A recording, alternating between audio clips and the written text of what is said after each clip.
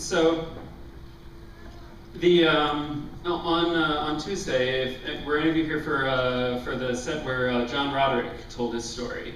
Yeah.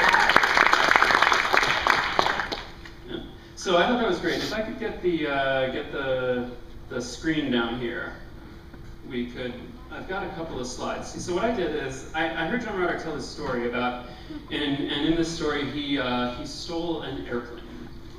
And specifically stole his father's airplane and tried to take off, barely managed, and took off, flew around in Alaska where they were a little bit, landed, again, barely sticking the landing, and then never flew again. So I started, it was interesting, the model of airplane that John Roderick stole was a Cessna 172, which is this pretty common kind of light aircraft. And it just so happens that I had done a few calculations relating to the Cessna 172. Because what I did is I investigated for an article I wrote how this Cessna would fly on atmospheres other than Earth's. So, I'd like to present what would have happened to John Roderick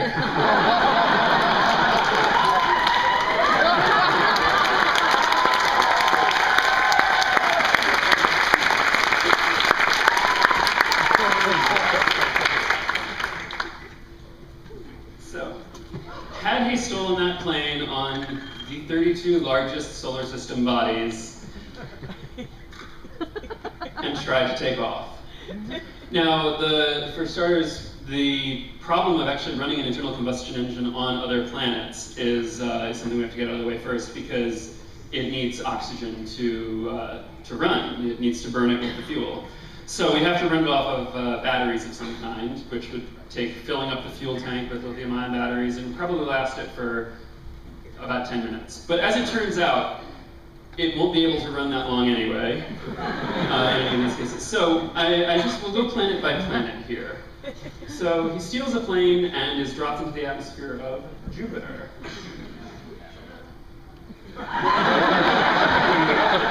What happens is he sinks downward, the plane can't get any lift, descends, and Jupiter doesn't actually have a surface. The atmosphere keeps getting thicker until it smoothly transitions to a liquid. And he would continue to descend further and further, the pressure would pick up, and eventually he would be crushed into some kind of a shapeless mass. Saturn, about the same story. The airplane can keep a slightly higher glide angle, but it still is not able to keep itself up against the force of gravity there. And Roderick is a shapeless mass once again. Uranus?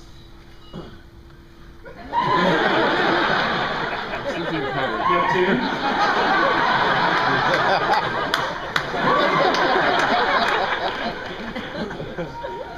Now, Venus is an interesting case because Venus has about the same surface gravity as Earth, but the atmosphere is some 60 or 70 times denser. It's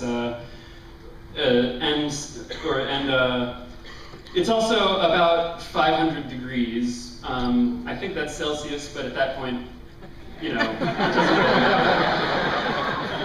So he gets into his father's plane. We're not sure what his father was doing there or how he managed to survive on the surface to get into the plane, but we say he gets in, and at 400 degrees, the aluminum frame of the plane does not actually melt, but everything flammable catches fire.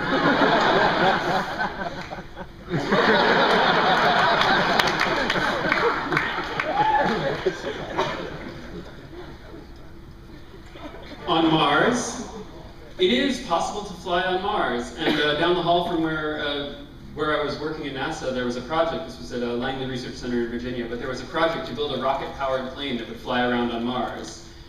And the problem is that to fly on Mars, because the atmosphere is so thin, you need to be traveling at about 80 or 90% of the speed of sound, just to get enough lift to take off. And a Cessna cannot fly at Mach 0.9, it turns out. So even if the Cessna were in the air somehow, it would immediately plummet toward the ground.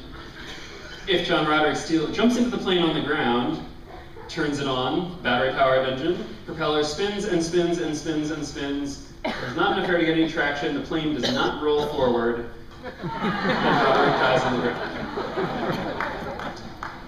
Now, we're through the first half dozen or so of the 32 largest solar system bodies. Now, Ganymede, it's one of the outer moons.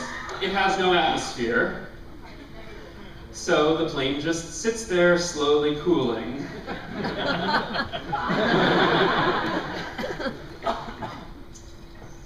Titan is actually the friendliest planet to flight, even friendlier than Earth. The atmosphere is 4 or 5 times thicker than ours, the surface pressure is a little higher than ours, and the gravity is much lower than ours. So one thing that I actually I worked out is, with an atmosphere that thick and with gravity that low, if you got a good hang glider, like a sport glider, and a large, oversized set of swim flippers,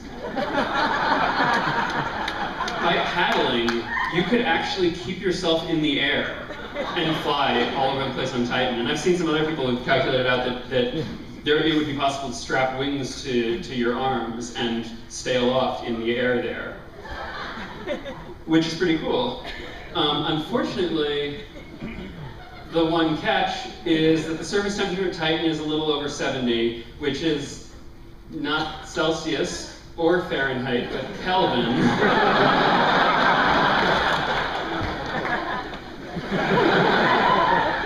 A Cessna flying around on Titan, by my calculations, would lose heat at a few degrees a minute, so it would probably the inside of the cabin. So he would probably last maybe 5, 10, 15 minutes before everything shuts down.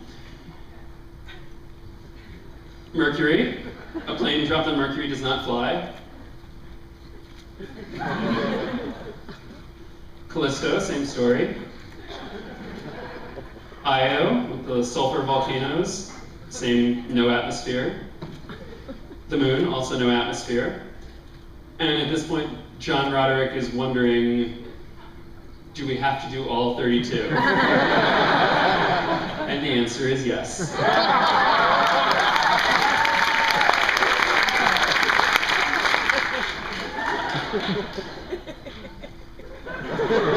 Triton dies on the ground. Eris, one of the newly discovered dwarf planets, dies on the ground. Pluto, a dwarf planet.